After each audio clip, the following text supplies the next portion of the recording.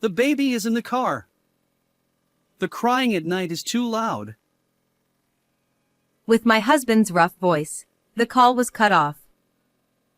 3 months after giving birth, I was diagnosed with overwork and had to be hospitalized, leaving the baby in his care. However, realizing it was an emergency, I hurriedly left the hospital. When I got home, I found my daughter limp inside the car parked in the driveway. The thermometer inside the car read 104 degrees Fahrenheit. I never thought it would come to this. In despair, I decided to take action against his irresponsibility. I married my husband, Daniel, who is 2 years older than me, when I was 25. We met at a group date, and I was attracted to his interesting conversation and considerate nature, which led to our relationship and eventual marriage. Even after getting married, he continued to treat me kindly. I loved Daniel and worked hard on cooking and cleaning to make him happy, and he reciprocated, making me very happy. However, about a year into our marriage, things started to go downhill. What? Dinner isn't ready again? I'm sorry. I bought some ready-made food, so could you please forgive me? I'm feeling particularly unwell today. So, you just slept all day. Even though you're off work, I'm shocked. Seeing me lying down, Daniel sighed heavily. Feeling disappointed by his attitude, I forced myself to get up and heat up the ready-made food. Around this time, I found out I was pregnant. While the news of having a child was joyful, his attitude became a problem. As my morning sickness worsened, making it difficult to do housework, Daniel started taking it out on me. Even on days when I was too nauseous to move, he would click his tongue and say, "Why can't you even cook?" And on weekends, he would scold me, saying, "At least do some cleaning." Although I had always loved and devoted myself to Daniel, his attitude was starting to wear me down. My longtime friend Luna, who visited our home, also frowned upon hearing about the situation. She said, "Since both of you work, you should share the housework. And It's unacceptable to be cold to a wife suffering from morning sickness." overall, she believed Daniel was at fault. However, I couldn't bring myself to fully embrace that idea, as I couldn't forget the kind person he used to be. Daniel's job is harder, and he's working so hard. In the end, I couldn't bring myself to speak up against him. However, it was a mistake not to have a proper discussion at that time. After safely giving birth to our daughter, Camila, Daniel's terrible attitude only worsened. Hey, the crying is so loud. If you're the mother, do something about it quickly. I'm cooking and can't leave it. Can you soothe her instead? Ha! I'm watching TV right now. If you have time to argue, get to work. That day, too, Daniel didn't respond to my request and went back to the room, grumbling. I had no choice but to stop cooking and soothe Camila, but my heart was filled with frustration. Although Daniel adored Camila, he didn't seem to want to take care of her and didn't participate in childcare at all. Moreover, when he came home, he would just laze around and didn't help with housework either. You're completely different from before we got married. I didn't think you were this incompetent. Maybe he lost his affection for me because I couldn't keep up with the housework. Daniel started to shower me with cold words every time we met and gradually stopped coming home. As a result, even though it was right after giving birth, I spent my days overwhelmed with housework and childcare. Maybe Daniel didn't love me but just wanted someone to serve him. Such thoughts filled my mind, and I gradually became more and more depressed. And as I continued to live a life full of stress, I finally reached my limit. I feel dizzy. The strain had taken its toll. One day, 3 months after Camila was born, I collapsed at a supermarket. After being taken to the hospital by ambulance and calming down a bit, the diagnosis was overwork and stress. According to the doctor, since it was right after giving birth, it would be better to be hospitalized for a while to monitor my condition. However, a concern immediately came to my mind. But what should I do about Camila while I'm hospitalized? Looking at Camila sleeping in my arms, I bit my lip. I was told I couldn't bring the baby into the hospital, and my parents lived far away, so I couldn't rely on them. I also felt hesitant to ask my best friend, Luna, for help. However, in the evening, Daniel, who was called to the hospital by the doctor, smiled brightly. Oh, come on, just leave it to me. I always take care of Camila, so you can relax. To my astonishment, he lifted Camila from my arms with a big smile. Watching Daniel put on a good face in front of the doctor, I couldn't help but feel uneasy. After all, I had never seen Daniel participate in childcare before. However, the doctor, unaware of the situation, nodded in satisfaction and quickly sent him and Camila home. Is Daniel really taking proper care of her? Back in my hospital room, I was filled with anxiety instead of resting. In the 3 months since giving birth, I had realized how challenging it was to take care of a baby.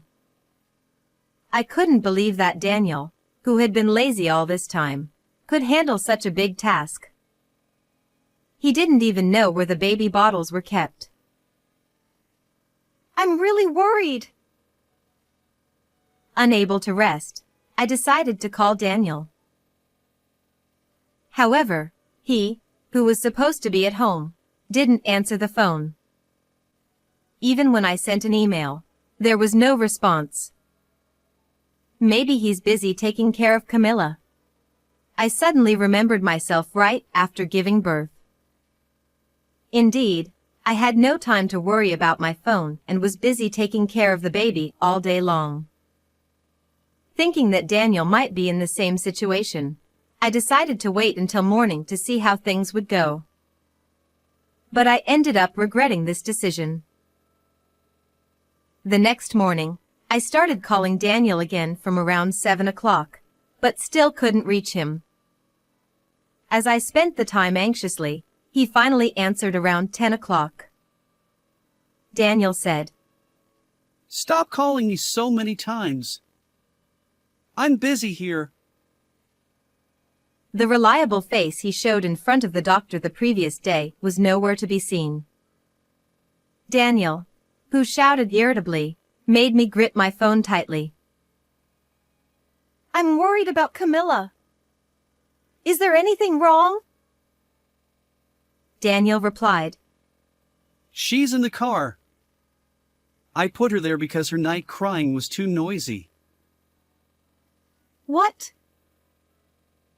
Daniel continued, That's enough, right? Don't contact me anymore. and then he quickly hung up the phone. I felt the blood drain from my face as I held my phone. The temperature had been rising rapidly since early morning, and even though it was still morning, it was already extremely hot. If what Daniel said was true, Camila was left in the car in such heat. This is terrible. Unable to stay still, I found myself leaving the hospital and heading home. I knew I shouldn't, but I thought it would be too late if something happened to dear Camila. And my decision was not wrong. No way! Camila! When I arrived home and looked inside the car, there was Camilla lying limp on the back seat. The car's thermometer read 104 degrees Fahrenheit, and it was hard to believe she was okay. After hurriedly calling an ambulance, I tried to get the car keys. However, no matter where I looked in the house, he was nowhere to be found. Unbelievably, Daniel had gone out somewhere, leaving Camilla behind. I can't believe this is happening. I clenched my fists and burst into tears. If I had insisted on being hospitalized with Camilla at that time, she wouldn't have been in danger. I thought that Daniel would somehow think about Camilla. I never imagined he would consider her so unimportant as to abandon her care. Coupled with the dissatisfaction I had been feeling, I finally exploded with anger towards Daniel at this moment. I will never forgive him for putting Camilla in danger. In the end, he didn't care about the family at all. And at that moment, to prove this fact, I received an email. What? This is... And seeing the content, I vowed to take revenge on Daniel. The next day, as I was sitting on the bed, trying to calm myself, the door to the hospital room opened early in the morning. Hey! Is it true? Looking up, I saw Daniel standing there with a frantic expression on his face. I quietly watched him, still seated. Oh, you came so early? Of course I did. I woke up to find Camilla gone, and then I got that email. The truth is, the night before, I had sent him an email after returning to the hospital. The content of the email was that Camilla had died. Daniel must have been extremely panicked when he saw my email and found Camilla missing from the car when he got home. As a result, he rushed to see me. That was a lie. Camilla is alive. When I said this casually, he gaped at me. This was because Camilla, who was thought to be lifeless, had somehow been saved by the emergency team's treatment.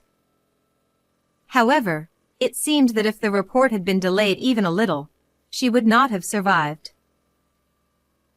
Although I caused trouble for the hospital by leaving my room without permission, it was nothing compared to saving Camilla. She is now resting in another room in this hospital. What the? So there was no need to panic.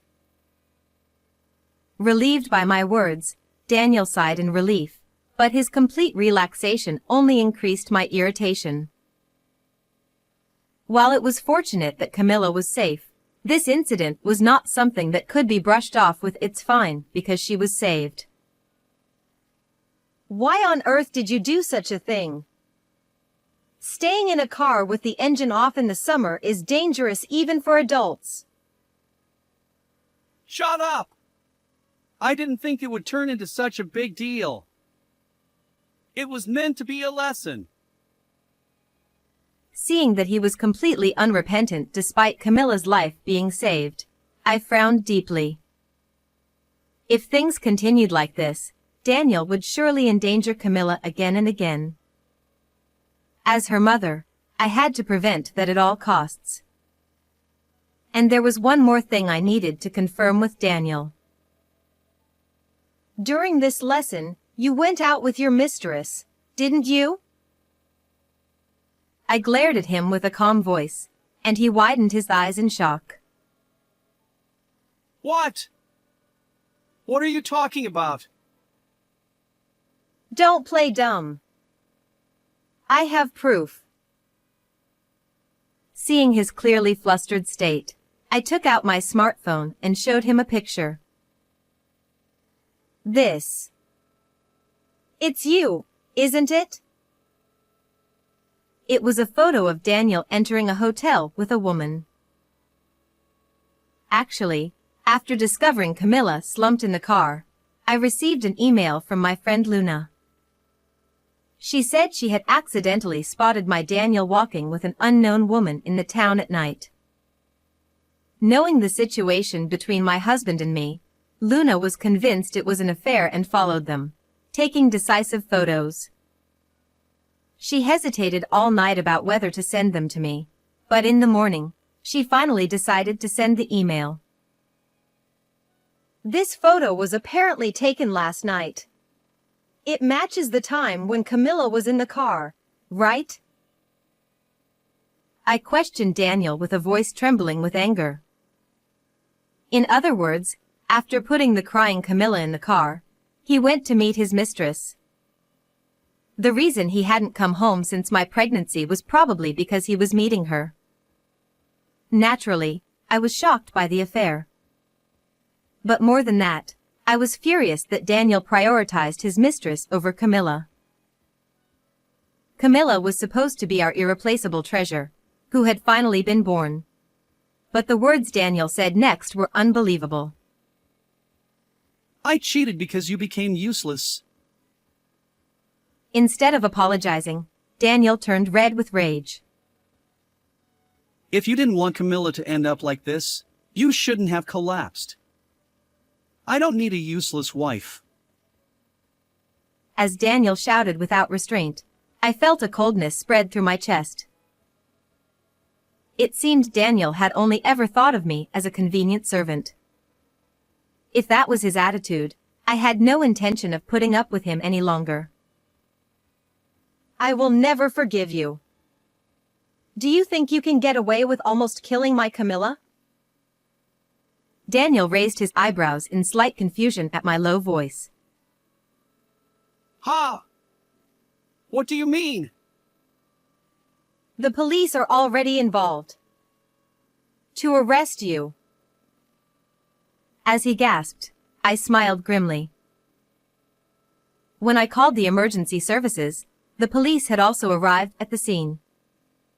I had told them everything, including how Daniel had left Camilla in the car and gone out, and how her life had been in danger. The hospital staff also joined in the complaint. So, it's only a matter of time before you're arrested.